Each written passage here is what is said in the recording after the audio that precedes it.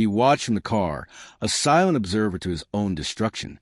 The man, tall and annoyingly handsome, leaned in, his hand cupping her face. And then it happened.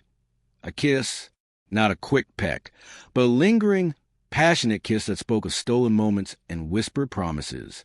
His wife, Hisile, pulled away, a smile playing on her lips as she turned and walked toward their home, her blonde hair shimmering in the afternoon sun, oblivious to the devastation she left in her wake. His heart hammered against his ribs, a frantic drumbeat against the silence of the car. He gripped the steering wheel, knuckles white, his mind a whirlwind of disbelief and rage. This wasn't happening. Couldn't be. CLA, with her infectious laugh and her gentle touch, wouldn't do this to him. Not to them. They had built a life together, a life filled with laughter and love. Or so he thought. The drive home was a blur. He couldn't remember unlocking the front door, couldn't remember hanging up his coat. He moved through the house like a ghost, his limbs heavy, his movements mechanical. The house, once their sanctuary, now felt like a prison, its walls closing in on him, suffocating him with the weight of her betrayal. He found her in the kitchen, humming softly to herself as she prepared dinner. She looked up as he entered, her smile widening when she saw him. "You're back early," she said, her voice cheerful, oblivious of the storm raging inside him. He wanted to scream, to lash out, to demand answers, but the words wouldn't come. He simply stood there, his silence heavy with accusation. Her smile faltered, replaced by a look of concern. "Is everything all right?" she asked.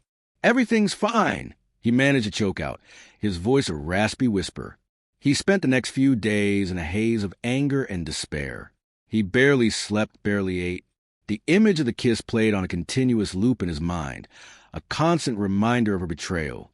He watched her, studied her, tried to find some sign of guilt, some flicker of remorse. But there was nothing.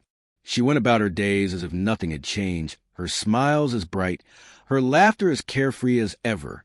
The lack of remorse fueled his anger, transforming it into a cold, hard determination.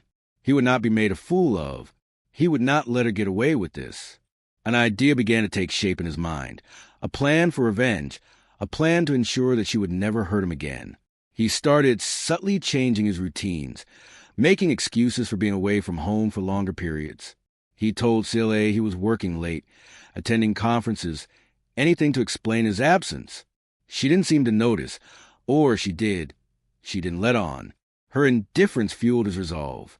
He began researching, spending hours online, his fingers flying across the keyboard, his eyes scanning the screen. He started small, siphoning money from their joint account.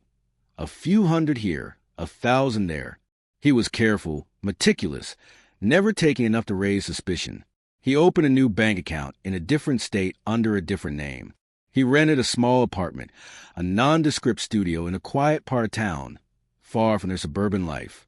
He began moving things, a few clothes at a time, a box of books, a lamp. He told CLA he was donating them to charity, getting rid of clutter. She nodded, her attention focused on her phone, her disinterest palpable. He felt a surge of satisfaction, a twisted sense of victory. He quit his job, staging a dramatic scene in his boss's office, complete with shouted resignation and a slammed door. He told CLA he was burned out, needed a change of pace. She seemed almost relieved, happy to have him out of her hair. With each passing day, his old life faded, replaced by a new anonymous existence.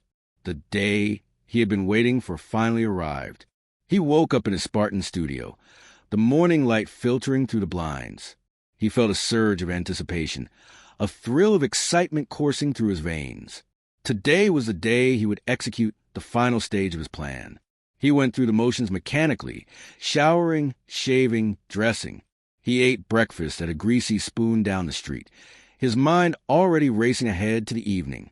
He spent the day walking, putting mile after mile between himself and his old life. As dusk settled, he made his way to a bar near his old house, a place he and CLA used to frequent in their early days of dating.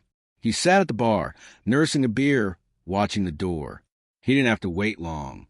CLA walked in, her arm linked with a man from the park. He watched them as they laughed and talked, their heads close together, their body language screaming their intimacy.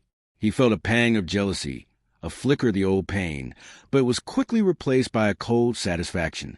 All according to plan. He called the police the next morning, his voice trembling with feigned concern. He reported CLA missing, describing her appearance, mentioning the man she had been with.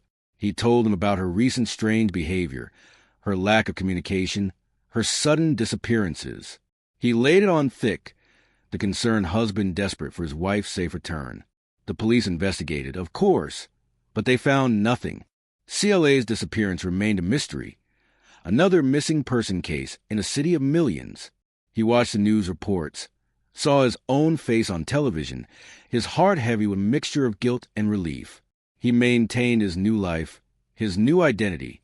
He found a job, a simple, anonymous job that paid the bills. He kept to himself, avoiding relationships, shunning intimacy. He carried the memory of CLA with him, a constant reminder of what he had lost, what he had done.